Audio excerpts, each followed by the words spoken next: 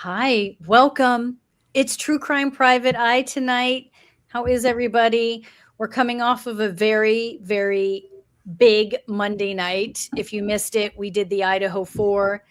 We are doing a part 2, and Savannah is going to be our special guest. So stay tuned for that. That'll be Monday, July 6th, the Monday after 4th of July.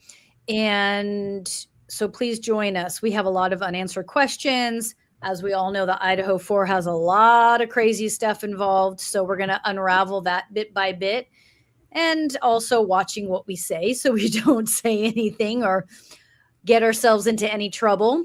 Tonight, though, Savannah, how are you? Great. Good. Excited to do these cases.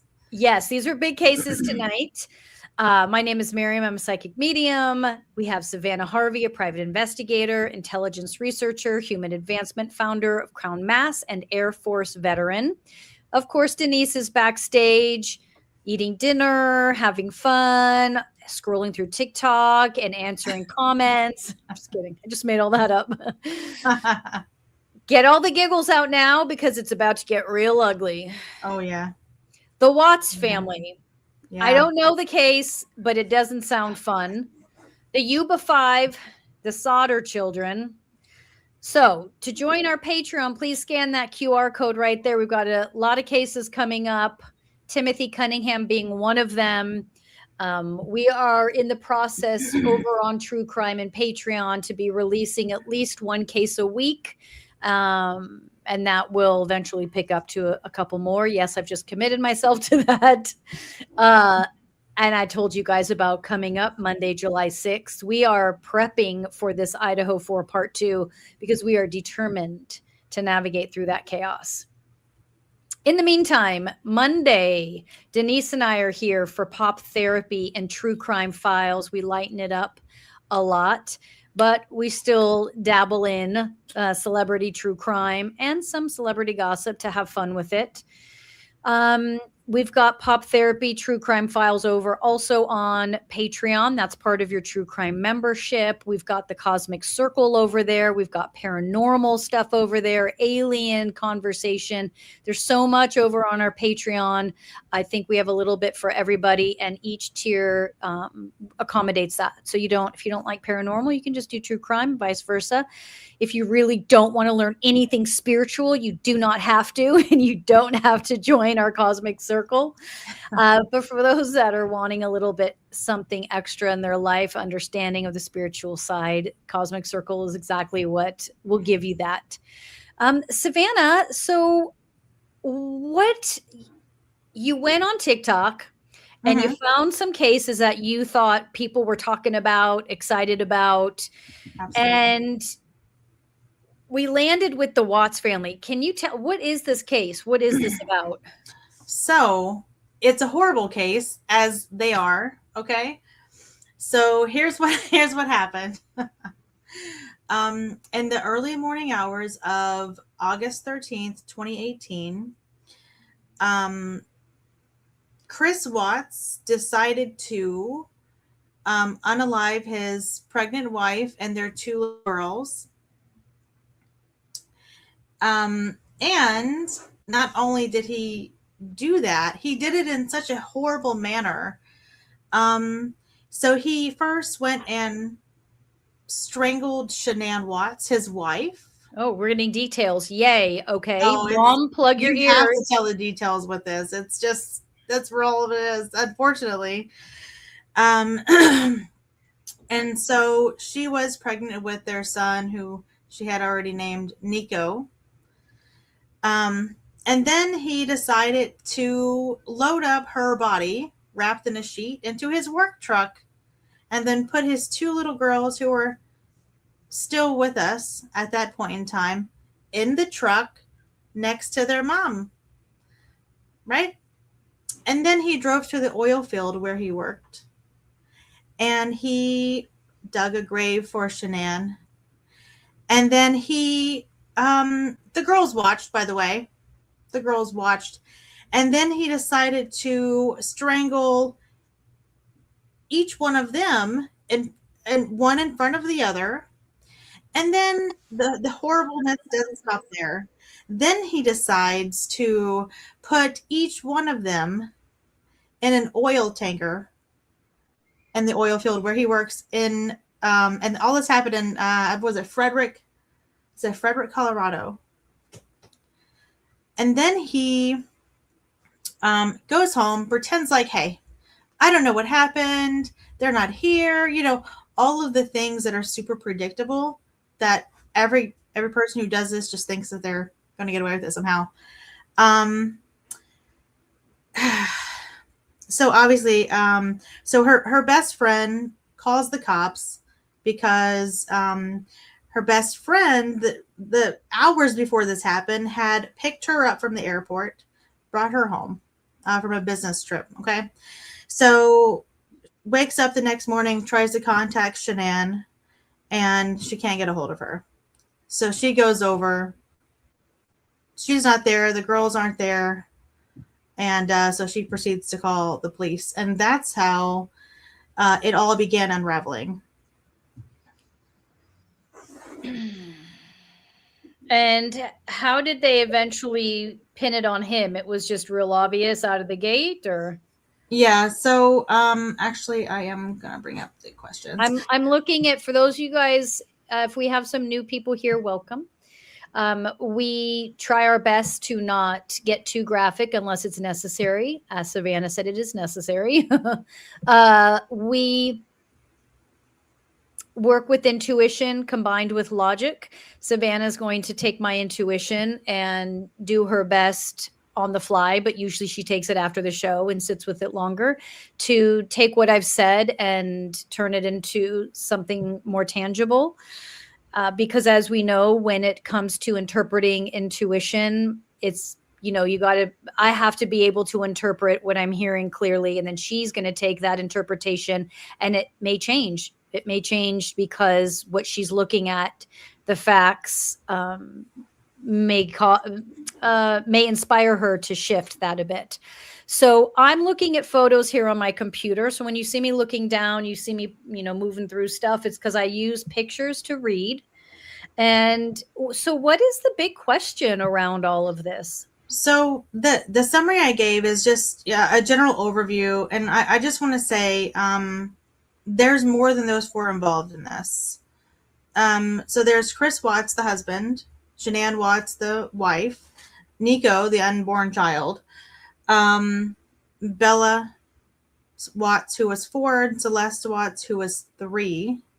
There's a mistress involved in this as well, Nicole Kessinger.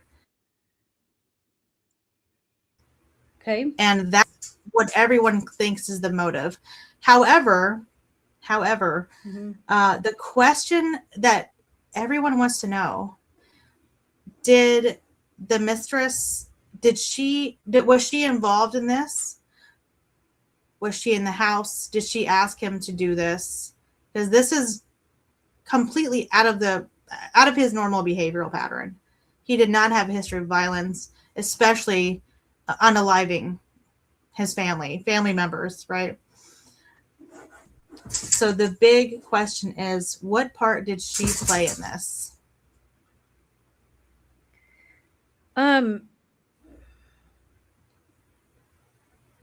Wow. So how did they catch him? Like what it was it so they didn't. Okay, so when Shanann's best friend called the cops came. Obviously, I can't remember if Chris was back home yet or if they also called him and he came to say, oh, I don't know where they are. But either way, he was there around the same time the police arrived. And right from the jump, they suspected him, his body language, his behavior, his anxiety, and just, when someone's hiding something, it's, unless you're a psychopath, your body gives you away, your voice gives you away, right? So they already had a running conclusion. So after a couple trips to the station, it wasn't long until he he confessed what he did.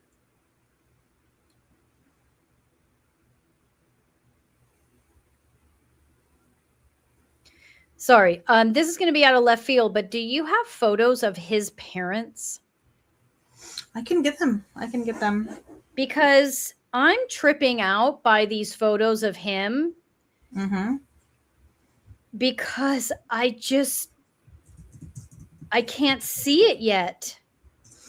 So let me tell you, you're on a track right now, and I'll let you think about that more, and I'll tell you why here when I send these pictures. I mean, I'm with everyone's going to freak out in the comments, but I'm going to ask it. We're positive he confessed, so we know he did it.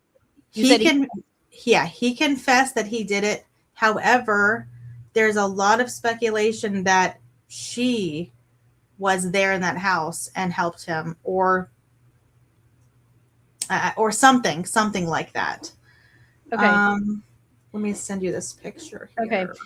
And so basically the entire family is gone except for him. Yes. Okay. I mean, honestly, thank God no one was no children were left to live with that. Right.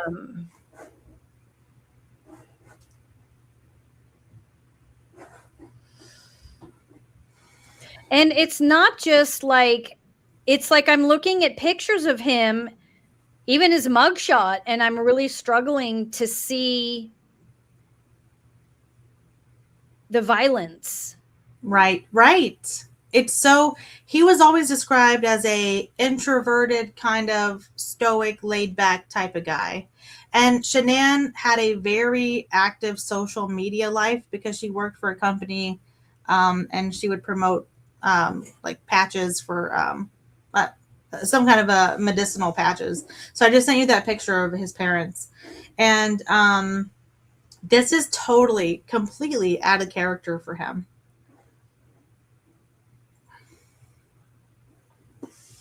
Okay, hang on. Your picture's coming through. I'm trying to find where this is coming. Okay, sorry. So the question was did he do this alone? Yes. Okay. He confessed that he did alone. Polygraph or something different. Polygraph or something. Amber. Scott. I forgot what the name of it showed. Oh, I'm just looking through the comments really quick. I saw there was, a question. Someone said, I have a question. What is what the cops have put together from when he had said he tried to hurt the girls? Did he admit to all of that? I can't remember. He did. Okay. So he admitted to it. However, after he'd been sentenced to prison, and by the way, I think he received 5 life sentences. After he began those sentences, he claimed that Shanann had actually unalived the girls, and then he unalived her because she did that to them. That's what he says? Yes, that's what he said after he started his life sentences. I mean, if that's the case, though, he never could have taken his own children's lives. Like he wouldn't have unalived his kids if that was true.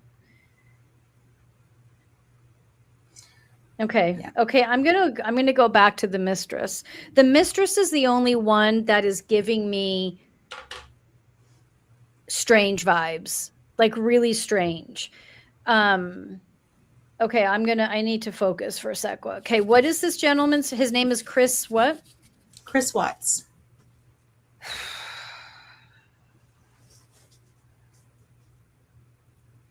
Sorry, and the wife? Shanann Watts.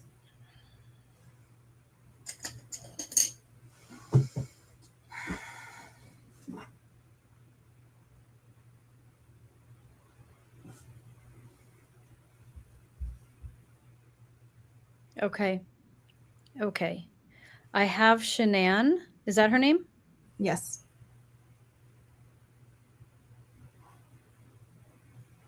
There were signs. There were signs.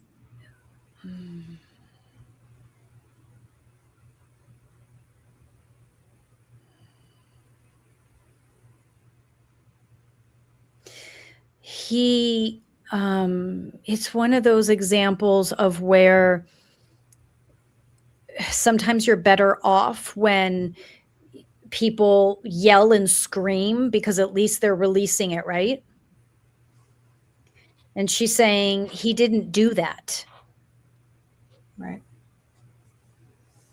And there was this dark side to him. And I asked him to get on medication. I asked him to get help. And he wouldn't.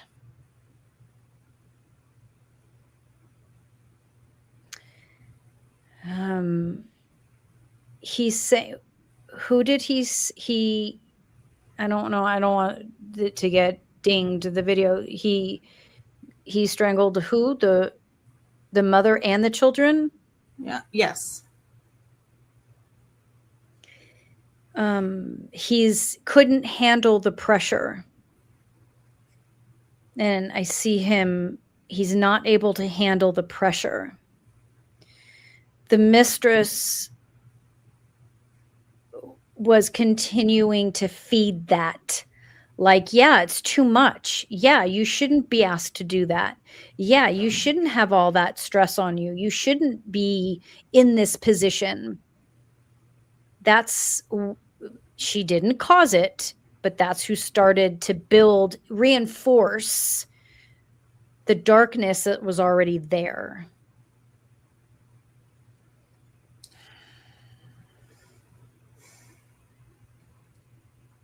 So she didn't physically help him do it. I'm going to pull up her picture really quick. No. Okay.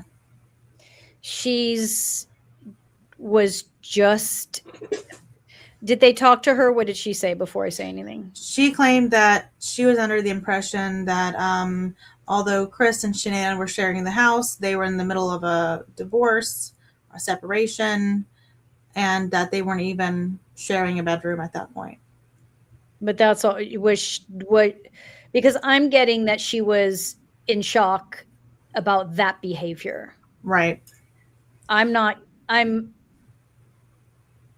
don't see anyone else. I see him unfortunately doing it. And there's nobody else. They had from the outside, their life was kind of picturesque and not faked. I can't say her name. Shanann, nothing about their life was fake. But he managed this. Where did this darkness come from? This is what I can't wrap my head around. So his parents actually really disliked Shanann. And they very much, even after he was sentenced for this, were saying, she pushed him to this, like really victim blaming. And that's why when you ask for a picture of his parents, yeah, I was like, yeah, that's a track to be on for sure.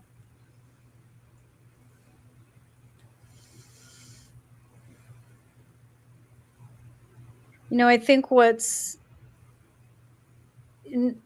one can push you to that. You have that in you, right? That's in you. Was she was very type A personality? Yes, very much so. And yeah, was she easy to live with? No. But the average person has ways of managing that. Right.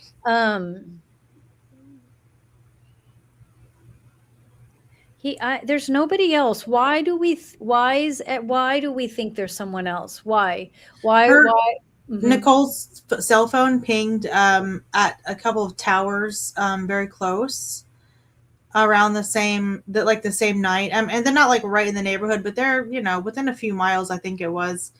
And as Carmen just said, he had no scratch marks on him. So I want to say something about that. So in one of his interviews where he was describing what he did to Shanann, he claimed that they had an argument when she got home that night. She went to bed. They had some quality time, if you know what I mean. And then she went to sleep. And at that point in his mind, he was just like, I have to do it now. And so he began, but he claims that she did not fight him. He claims that she just let it happen. She was aware of it happening and she just laid there. And that to me never set right. Given her personality type, given she knows her children are in the other room, it's just odd. Now, either he's lying or maybe she was under the influence of something, or I don't know what, but I can't picture her just letting it happen. Just being like, okay, yeah, here, I know it's, it's my day to go. Go ahead. No, That's no. crazy. So he didn't need help. And the not fighting back was because she was asleep and he had this immediate grip. It was immediate. Like he locked in fast. Right. And he's strong and he's bigger than her. And it was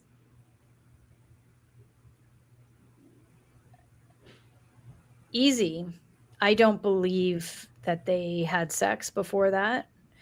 And the mistress was close by because him and the mistress were always hooking up close by in the car, down the street. That was normal for them.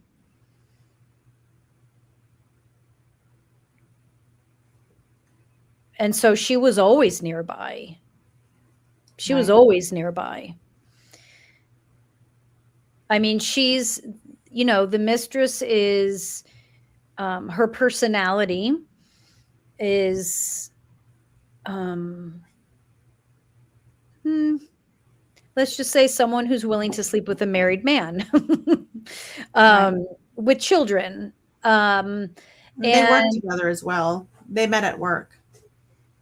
Yeah, I'm not seeing the relationship being one that was, he told like it, the relationship feels purely sexual and it doesn't feel like they were going to build a home together and he was going to, start another life. It doesn't say that. The relationship was very, very just animalistic. This is why she was always around. They would do it in the car. They would do it in public. Like it was like just what they did. When I say in public, like hidden, but so her being around to me makes complete sense. And her encouraging, not this, but encouraging him getting out, encouraging that the wife is difficult and all these awful things. She encouraged that. She never encouraged this, though. Had he had other affairs before, or was there any other mistresses besides her? I feel like he was sexually active, not necessarily with mistresses. Okay. And a lot of and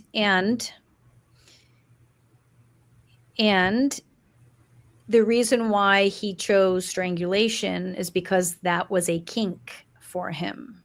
And that also may be why when she was asleep and when she started to wake up, it was not a "what are you doing?" Okay. She thought it was something else. because I feel the same thing. I'm not feeling too much. Also, though, like I said, it happened very fast. So and she was asleep. And so there wasn't time to process what was Right. happening. Fortunately, if there's any sort of fortunate in this. Yeah. I would like to know how he rallied himself to do that to his children. I'm really struggling with understanding this darkness in him. Because how old was he? Let Couldn't have me been that. let me see how old he was at the time.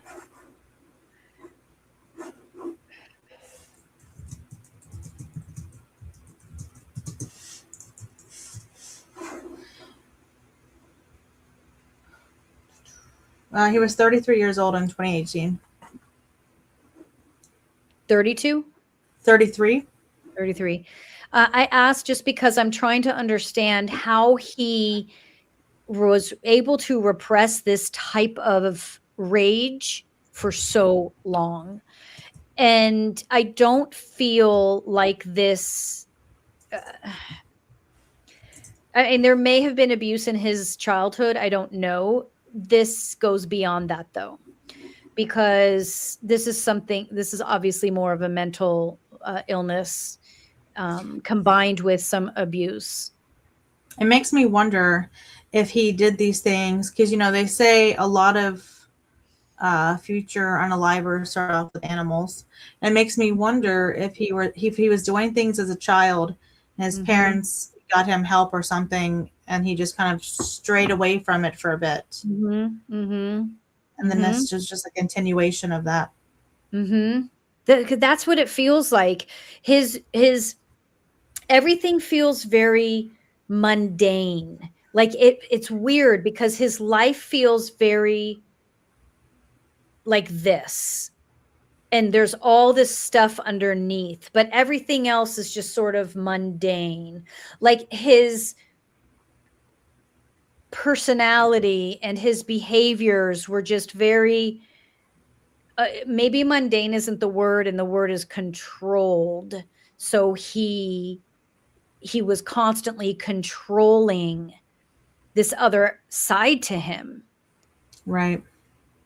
And maybe in reference to what you said a few moments ago, maybe the strangulation kink or any other kinks that he may have had in that area of his life was him just letting the lid off of the boiling pot for a moment. Yes. And that helped him keep it in line. Yes, because I'm seeing, as you were saying that, what you were saying earlier, I'm seeing mom say to him, "That's not what we do." And she says it in such a way that it's like he just did something really strange as a child. And I'm seeing mom just go, "That's not what we do." Not like, I should call a therapist or I should alert the school or it was just, that's not what we do. Right. And so it's repressed so deeply inside him, this darkness and this rage, that even now with him in prison, I feel like it came up and then it just disappeared again. Let me ask you a question, maybe a little far-fetched, but a couple questions. Was Chris bisexual? Is Chris bisexual? That's the first one. Okay, and the second one? The second one is, could this be something that is, for lack of a better term, possessing him inhabiting a part of his mind or his consciousness that he really just kind of knows is there, but has built enough a wall around to keep it, to kind of keep it in most of the time. Yeah, it's not that it's, I mean, it's very much like, I don't know if there's a therapist watching, like, what is that typical, is that schizophrenia, that typical hearing these voices telling you to do bad things. Right. Yeah. But he was able to constantly just do this with it. This is what's tripping me up, besides, and how different it is from other people that have done these acts, how different it is. Because even now I'm honestly, I'm surprised. Like, I feel like I'm surprised people believe that he did it, because not that he's trying to manipulate anybody, but he just comes across as so, again, that word mundane. It's like, so like, and he's calm. He's not psychotic about it. It's very odd to me. It's his behavior is very strange. And obviously he requires medication. Obviously he requires help. I feel like there are voices that come through, and he's managed them. That's what's like, he's managed them to such a degree that he hit it. So he's really good at compartmentalizing that. Yeah. And Right. and I also see, and I'm not blaming mom, because we're not blaming people other than him right now, but mom was, again, I want to keep going back to what I was feeling mom doing, because I feel like that was very relevant, is this, we don't do that. So her reaction to his oddities wasn't the right effort to really address the problem below. Yeah. And she has this sense of, you put that back inside, that doesn't come out. Right. Mom reminds me of someone who works for, like, let me explain this before you guys, like, hear me out first. Like, her personality is one that, like, worked for the mob or grew up with the mob, and her mother would say to her, you didn't just see that. Right. Okay? And we don't talk about that. That's where this is coming from. That's where this is coming from. It makes a lot of sense. Yeah. She reminds me almost of like are they Russian? Because I keep hearing and feeling. I can check. Let's see. Like this Russian, like, you know how Russian women are very strong. Yeah. And very they're very strong, and they're very, like, when they tell you something, or they're telling their children something, like, you listen, because that's where I'm sorry if you guys, if this is really slow, but I'm really trying to unravel him, because I'm struggling to understand his motive. And so, like, for me, I keep seeing her as like this Russian, this really strong mother who, when she says something, you believe it, if not out of fear, just simply because she's so convincing. Right.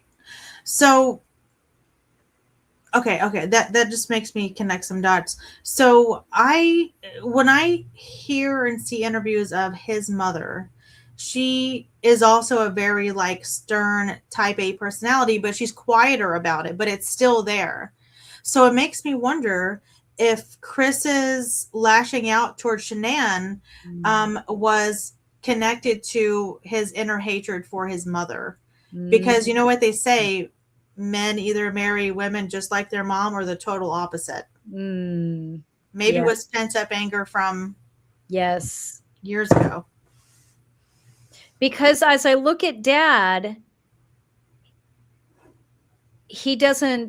Dad is genuinely at a loss for how this could have ever happened.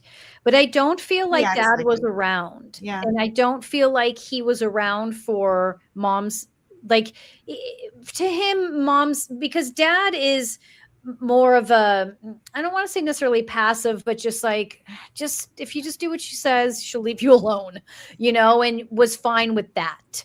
And so, but he wasn't, what his name, Chris, is that his name? Chris wasn't fine with that. As a child, he wasn't fine with that. It didn't totally work for him. And on top of that, I think this mental illness was probably coming from mom's side. Right. So you mix that with someone who had to pretend like he was normal and okay and push emotions down since he basically was a child. And voices, I don't know if the voices came before or after, if he endured any sort of abuse. I guess it doesn't matter. But he had these voices that were challenging to him. And I feel like, I don't feel like he ever really saw a therapist, but I feel like someone said to him, and again, this might have been mom, where, mom talked about hearing voices or something, and you just don't listen. You just, like, it's easy, like, just don't listen. And everything, as I'm talking this out, we're noticing that everything was dismissed. Everything about his life experiences were dismissed. Yeah. He and his mother have an emotional, incestuous relationship. Just like someone just mentioned in the comments, just like Gabby Petito's, or Brian Landry's mother. Do anything. They could go on a whole spree and just unalive 50 people, but somehow they're not at fault. Oh, got it. Yeah. There's excuses, right? Rather than accountability. His parents sued to get half the life insurance. They did. I don't know if that was granted or if it's still ongoing, but they did.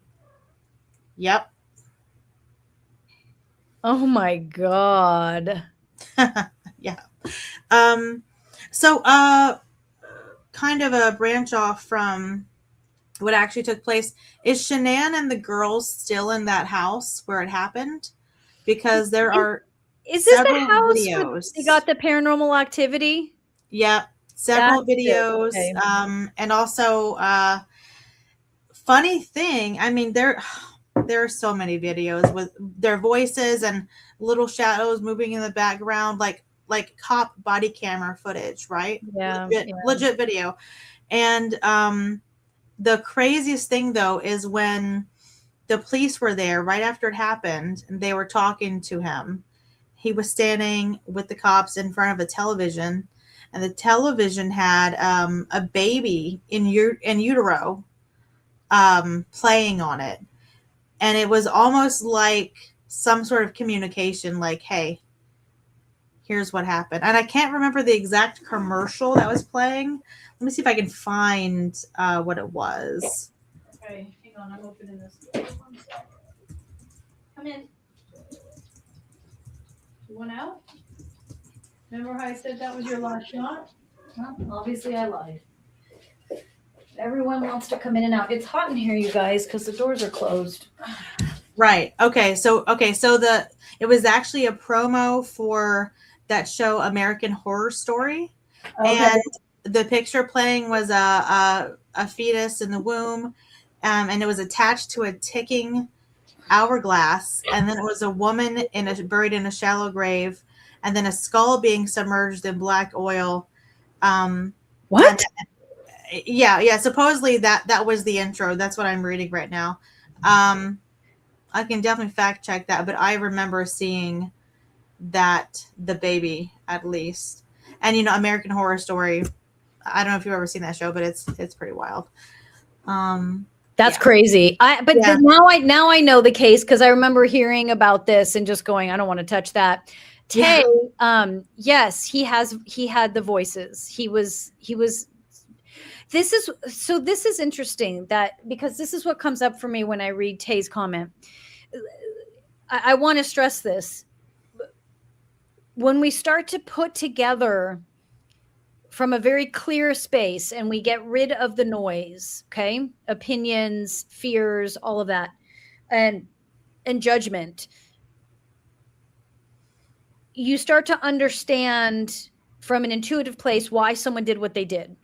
Whether good, bad, or otherwise is not the point here. That's not the conversation piece. But when she asked this, this is what's confusing for me as I read him, because this is not a man that lies. Like, this is not like you said, this is not a psychopath. This is not someone who really ever hurt people. Like, he was very thoughtful and not, I wouldn't say in an extreme way, but a humane way. And so when I first saw his picture, I'm just at a complete, like, this doesn't add up. Yeah. But as you start to understand him, you see where it's coming from, but I still feel, and this is probably mom, right? A mother's, you can feel his heart. And when you put the voices aside and you put to the side the fact that his marriage was over, there's still a part of him that would never do this. And it's confusing even to him. But he also knows he did it. Meaning, yes, we know that he admitted it, but he knows he did it. There isn't denial that I did this. It's more, yeah, I was told to do this. Is that not correct? Because as a child, when I was told to do things, mom would just say, okay, you can do it. Or we're not going to listen to that today. Not who's talking to you? What are they saying? Why are they saying? Whatever that is. And obviously there's no right way to parent a situation like that, but to at least try to bring it to the surface and acknowledge it's not normal and this child is suffering from something that wasn't happening. So maybe, okay, so what comes to mind is dissociative identity disorder. So I don't know if you can get into his mind during it happened, or if you want to. And was he aware? Was his first person point of view aware of what he was doing, or was he somewhere in his mind separated and watching himself do this? And the only reason why I'm answering this, because normally I wouldn't dive into this darkness, is because I already saw it in him. I already experienced it in him when I was trying to understand him. And honestly, he was doing it just as if you or I would go and buy groceries. This is just something that needs to be done. Right. Very detached. I was told to go to the grocery store and get bananas, and I'm going to the grocery store and getting bananas. That's the voice telling you. On top of that, you have been controlled. Right. By mom and then by his wife, controlled. He allowed himself to be in a situation where it wasn't comfortable. He didn't really like it. And that controllingness, a lot of women have. So again, the average person and let me clarify, the control comes from needing to run the house, right? Right. I'm running the house. This isn't a woman that was controlling in an abusive way. She was just trying to run the house. That was her job. Yeah. And any other person handles it more humanely. But he was pushed and he had voices. Yeah. And double bad.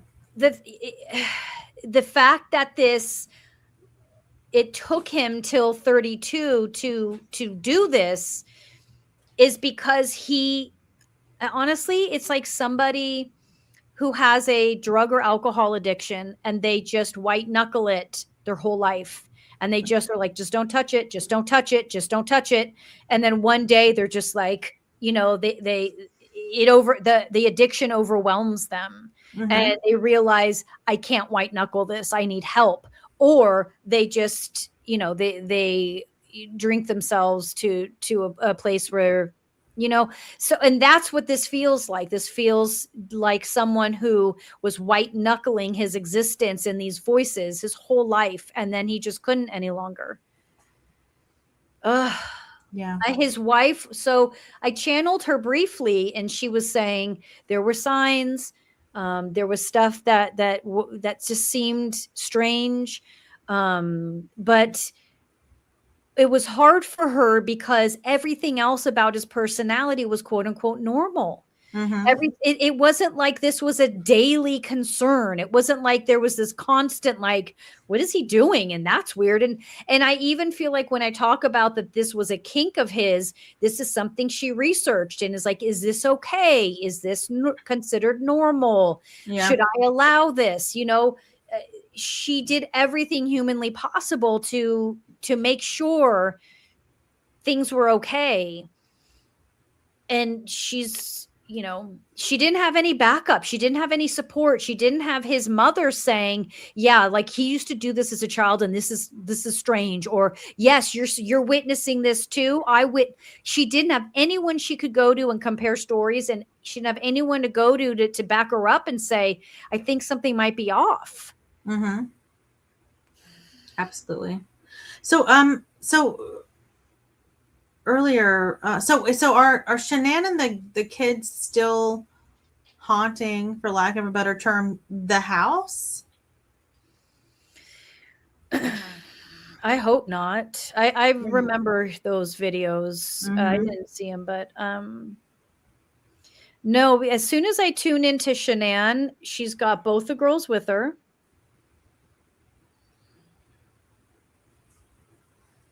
No, they're not stuck.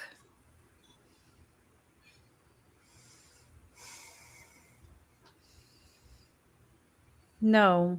Now, did that really happen? Yes. So what were they experiencing? What did they capture? Yeah. This was done purposely. So Shanann and the girls purposely put themselves there and purposely remove themselves. They do that as a teaching moment, as a alert, like also this sense of don't forget. And it's not like a don't forget us, because she's not like that. Right.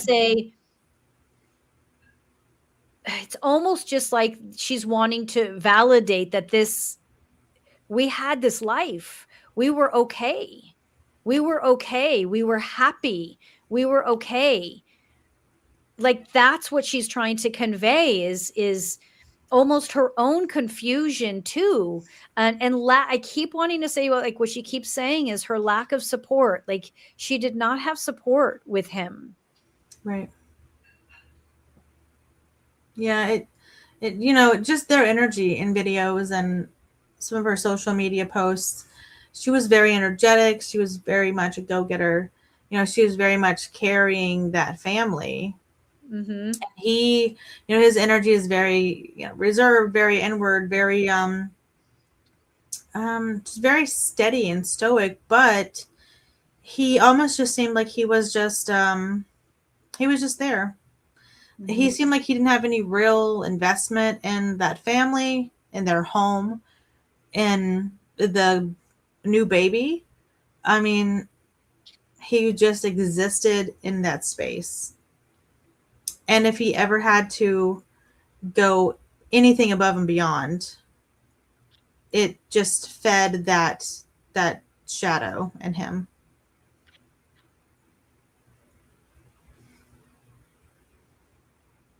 It would, in an average home, it would be seen more like a codependency that she had, the caretaker of him. Right. He was deeply depressed. Depression ran in his family. He should have been treated for it. He's not getting help. She's asked him to get help. He won't get help. So she's supporting the codependency to that behavior, not to that behavior, but just to a personality that's depressed and more introverted. She's supporting it, as anyone would in a normal situation, as anyone normally would. Right. Like, Right. if someone's an introvert, you're not going to force them to not be.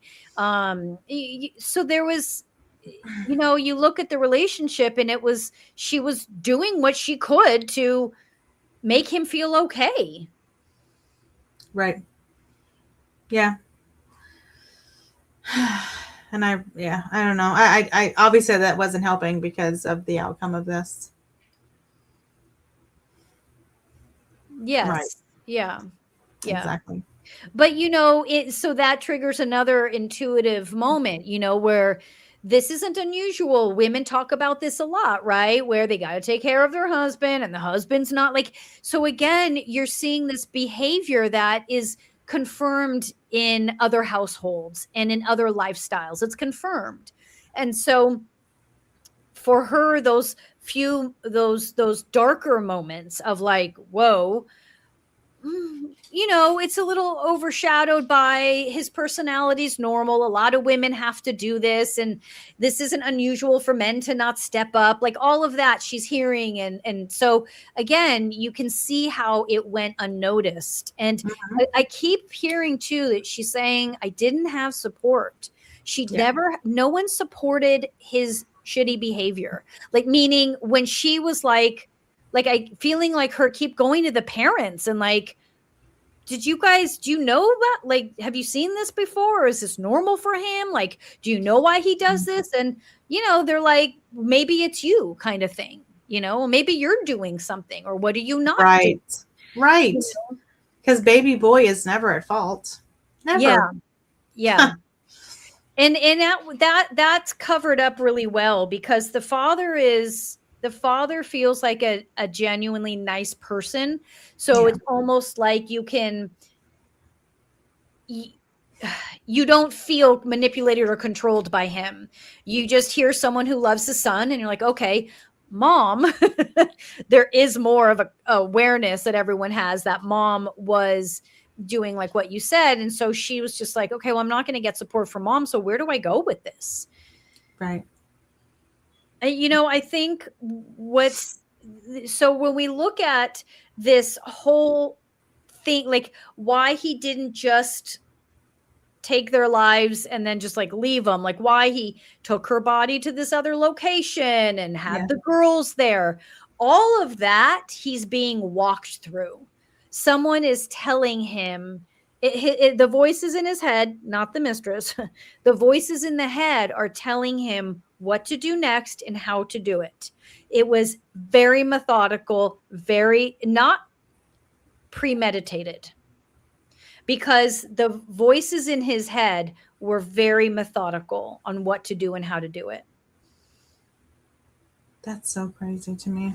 I'm not saying he didn't think of it before, but I'm not seeing a full pre-planning of it. Yeah. Do we have a time limit on this episode? Oh shit, what time is it? Oh my God, it's 6:56. Yes, thank you for asking. I have a behind the hauntings after this. Okay, what else do we want to know about this? Let's see. He claims that one of the girls' spirits visits him in his cell sometimes. Is that the case? Or is he just hallucinating? No. I don't. And listen, when we talk about spirits do not, spirits that are not struggling or stuck, spirits like these three that are, have moved to the other side, they forgive even acts like this. And so these are not spirits that are holding, grudges or angry or mad. And so, but I don't know. No, he has a lot of, what do you call it?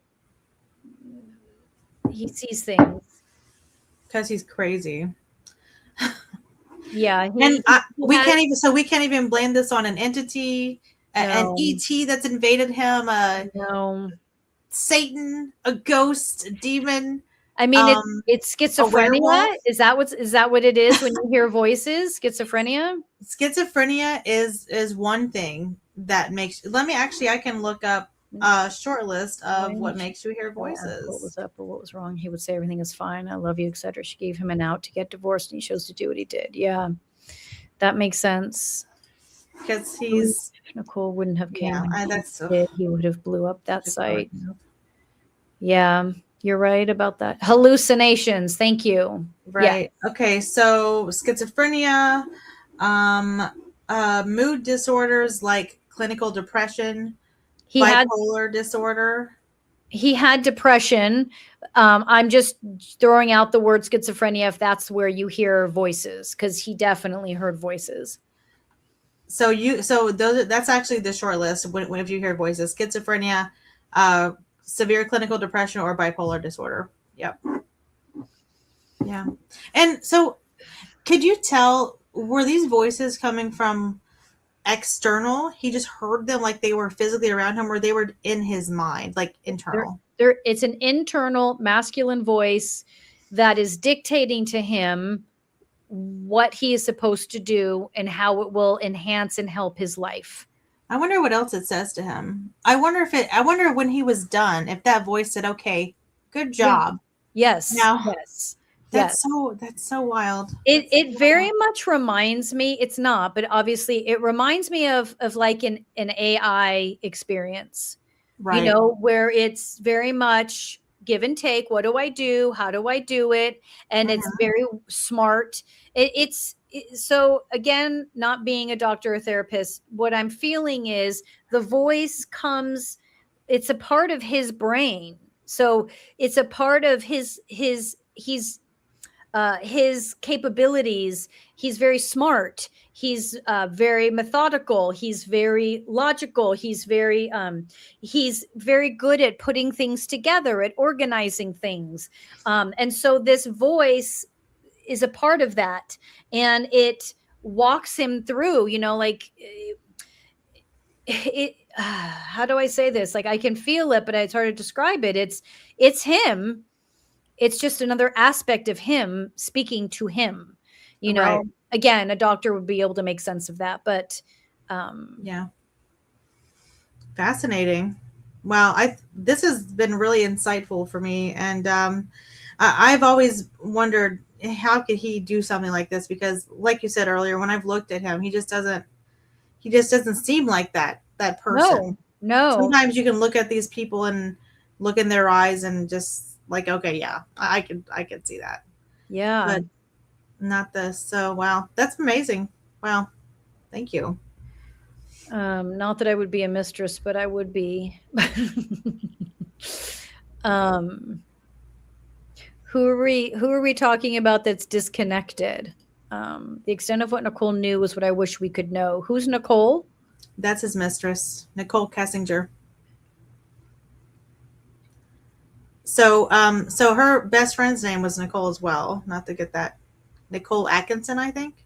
Oh, yeah. Okay. Yep. Yeah. It's crazy and felt off to me. Not that I would be. Yes. Okay. Nicole, his mistress. Yeah. Yeah, but I also feel like from her, listen, I could be wrong, but I just, we've talked about this a lot in true crime where, people can be aloof and disconnected and all these things. It doesn't mean that they'll commit a crime. And she was very much, like I said, engaging him, entertaining the ideas, not those ideas, to leave, and the wife is awful, and you're all those things, right? And the kids are a burden, and she encouraged, right. But so it makes me wonder how much of his and Nicole's relationship was this other side of him engaging in it and talking to her, because he lied to her about several things happening with he and Shanann and the girls in the house and the divorce. So keep this in mind. Nicole, the mistress, has the exact personality of his wife. So the only difference is this woman is encouraging that everything he says, right? Right. Versus his current wife was like, okay, you've been talking, like, you know how a relationship is, like, stop, do something, change your life if you're unhappy or whatever that is, right? Yeah. And the mistress is like encouraging it and agreeing with him. And he's like, oh, I have a woman that agrees with me. I have a woman that's saying, Oh. you know, that the wife is all those things. But that's because it's a new relationship, and we all do that in new relationships. And then once you get to know the person, you're like, okay, you need to get some help. Like, this Right. is on you. And but her personality is just like the wife.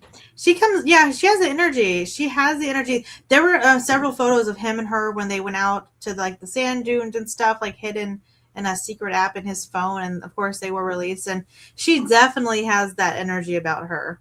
Absolutely. Just meaning a type A, controls her life, controls those things around her, whether you're controlling it because you're trying to manage your home or you're controlling it because that's just what you do, whatever. He was getting into the same relationship. Right. So he probably was like, oh, this is so refreshing, not knowing at the time in those moments outside of the rose-colored glasses that this is just Shanann and his mom continuing. Yes. Yeah. And he would have figured, had he not behaved this way, he would have figured that out and blown up that relationship also.